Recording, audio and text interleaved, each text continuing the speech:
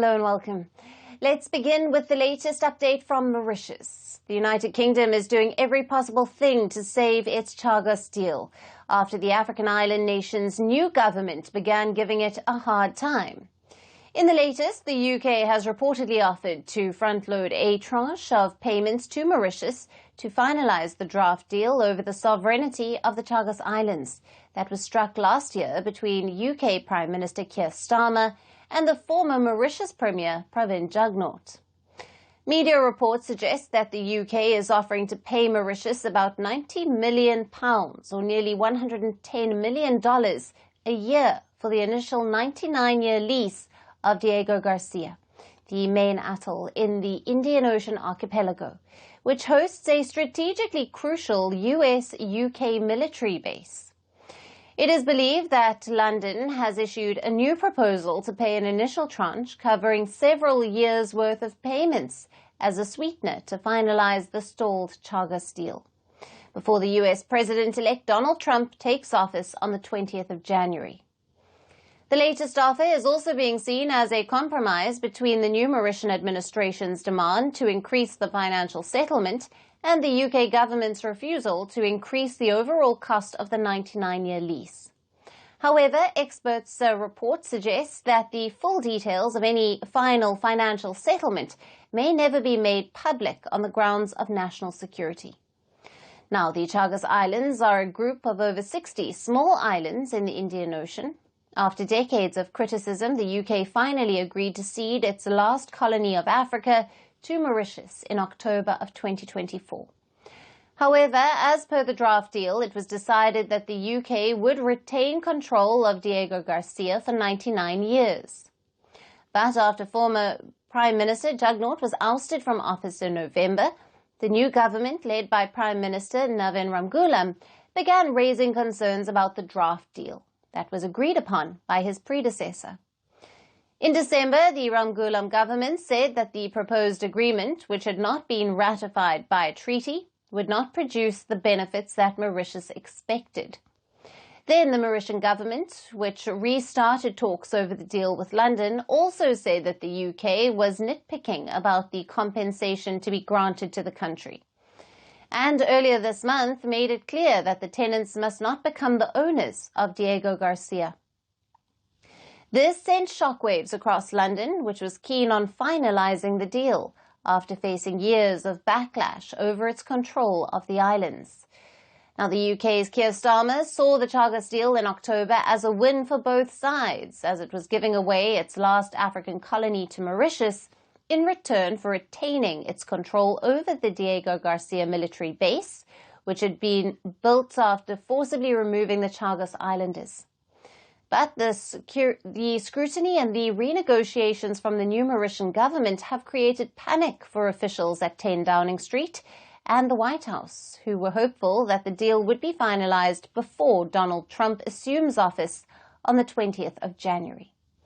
Now, reports suggest that Trump might quash the whole deal. He fears it's a threat to national security and might allow China to set up a rival base in the region. Now, the UK is still reportedly hopeful that after its latest offer to pay the Mauritian government up front, both the countries might agree on the terms of the deal ahead of Trump's inauguration. But the Mauritian government has not yet commented on the offer. Will Port Louis accept the offer and finalise the deal with London, or will it hold out the deal until Trump assumes office?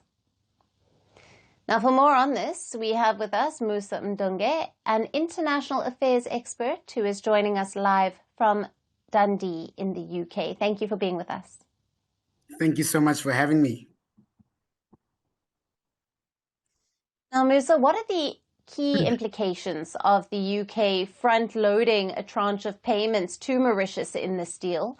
And how might it influence the finalisation of the sovereignty agreement over the Chagos Islands? Thank you for that question. Well, this particular move by, the UK government under Keir Starmer certainly will bring forth a deeper motivation for Mauritius to finalize this particular deal because of the kind of financial incentive rather than receiving the 90 million pounds per year, they're going to get a couple of these payments front loaded in advance. And this will then allow the Mauritian government to be able to use that money to support, long-standing government programs. We know that over the past, 5 to 10 years, the economy has struggled. The government finances have really not looked good. And so in many ways, one must take this as an economic and incentive that is being placed in the hands of Mauritius by the UK government. And so in many ways, it is likely that this particular deal will certainly pass the mark, particularly in terms of the Mauritius government. Yeah. And how does this financial offer align with the geopolitical interests of the UK and Mauritius, particularly in the context of international legal rulings and the regional dynamics? Well, certainly, what is at the center of this is the issue of territorial sovereignty and issues of self-determination, which are long-standing debates in terms of public international law discourse. And in terms of the United Kingdom, particularly given its history of colonization, its history of imperial expansion, the need for the maintenance of military bases by countries like the United States, vis-a-vis France, vis-a-vis the United States, draws certain controversial eyes, particularly because in many ways, these military bases are seen as almost colonial conquests. Look, for example, what is being done in this particular deal. The using of this particular military deal and this deal in order to produce a financial center for the government. And so the commodification of military bases is what we are seeing happening here, Alison. And what is interesting to see is what will be the response of people like the Chinese, like the Indians, like the Saudis, who themselves have global ambitions. And on that, what challenges or criticisms could arise from this approach, both domestically for the UK and then internationally, in terms of setting precedents for similar territorial disputes?